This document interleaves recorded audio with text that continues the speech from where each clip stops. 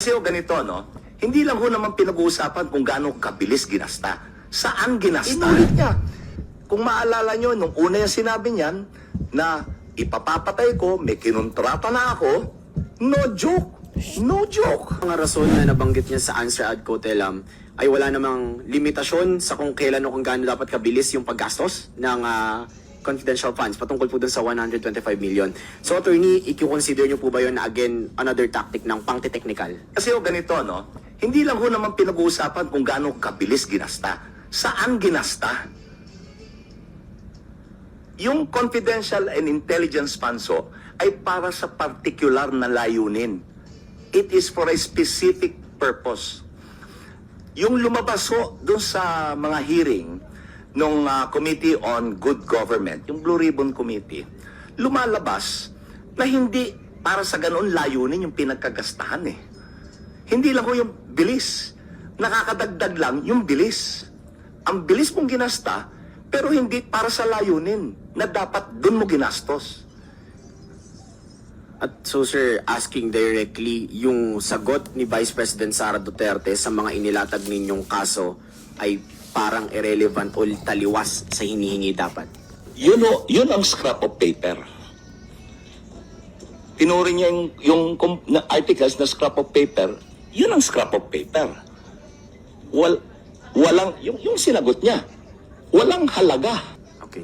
Sir, follow up na lang with that. Kasi sabi, without ultimate facts din daw, parang full conclusion, total conclusion, yung buong articles of impeachment daw.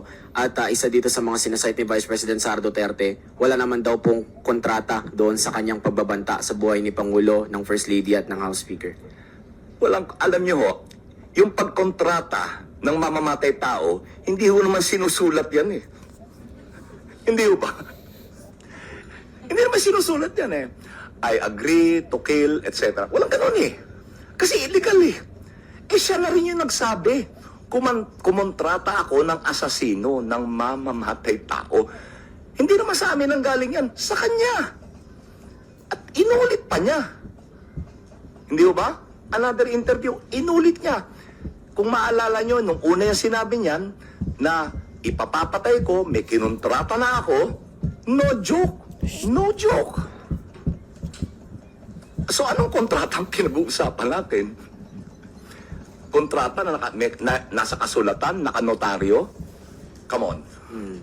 So sir, whatever the Vice President stated online and publicly is evidence enough? Yes, kasi ho, siya mismo, ginagamit din niya, admission against interest, ginagamit din niya against the Secretary General. Yung interview ni Karen Davila, ginagamit mo yun, pero ayaw mong gamitin namin yung ginawa mo online, broadcast. So selective. Kung ano yung makakapabor sa kanya, dun siya. Kung hindi, ayaw niya. Di ba? Thank you, Attorney, for the direct answers. Last from my end po. Sa usaping konstitusyon pa rin, napapag-usapan yung forthwith, pero nasa linya rin po, under the accountability of public officers, that public office is a public trust. Public officers and employees must at all times be accountable to the people. Sa nangyayari po ba sa impeachment trial, nasusunod po ba yung at all times na accountability na dinedemand sana sa mga public officials? Yan ho ang lalabas after malahad ang ebidensya. Yan ang lalabas after makinig ang panig ng prosecution, makinig ang panig ng depensa. Now, yung question of accountability, papasok na. Titimbangin yung ebidensya ng magkabilang panig. Yun ho ang sasagot, yun ang tutugon sa katanungan nyo. Thank you, Earl. Jenas Kapanti from GMA Online. Sir, good afternoon po. Hirap maghanap, silaw eh. Sir, Senator Alan Cayetano said yesterday that the Senate will only allow the presentation of evidence against the Vice President if the Senate Impeachment Court rules that the impeachment complaint is constitutional or wala pong constitutional defect. That's what he said. So do you agree with his position po that the Senate Impeachment Court should rule first that the complaint that the House filed is constitutionally sound? Okay. Yun ang constitutional compliance ay nailahad ho namin yan doon sa reply. Pinaliwanag ko. I think partially, kanina napaliwanag ko na rin kung bakit kami compliant.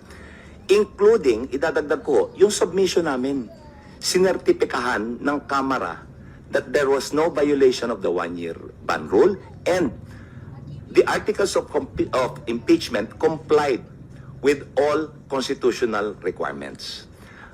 Narinig ko na sinabi ni Senator Cayetano na what we could do, di ba? And what we should do. So that is telling na they will do what is right. Ngayon, kung pagbobotohan nila, discretion ho ng court yan.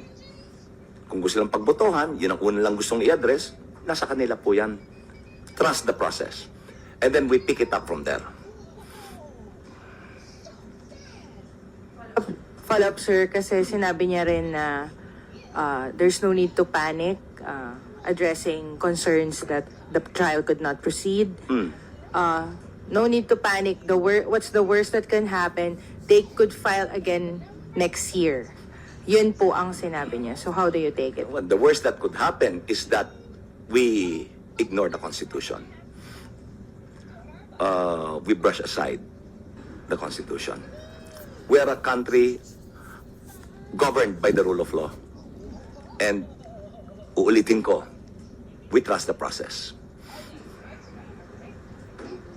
Thank you po, sir. Thank you, Lenesca. Big Sumintak from Net25. Attorney, magandang hapon po. Hello. I just want to follow up regarding the question of CAT. If ever na the impeachment court mag-decide sila doon sa appeal ng depensa to dismiss the impeachment case against the Vice President.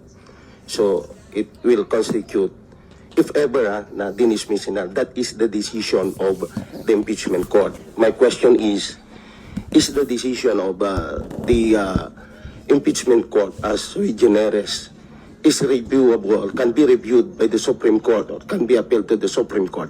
Yes.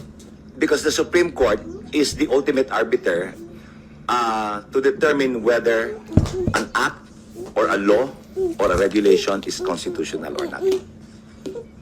They're the final arbiter. So, But, Attorney, on the case of judgment, acquitted or convicted, di ba, hindi pwedeng pakialaman? hindi pwede. Kasi pag ang pinag-uusapan, judgment of guilty or not guilty, that is not reviewable by the Supreme Court. Ang reviewable ho, subject to judicial review, is compliance with constitutional parameters. Okay.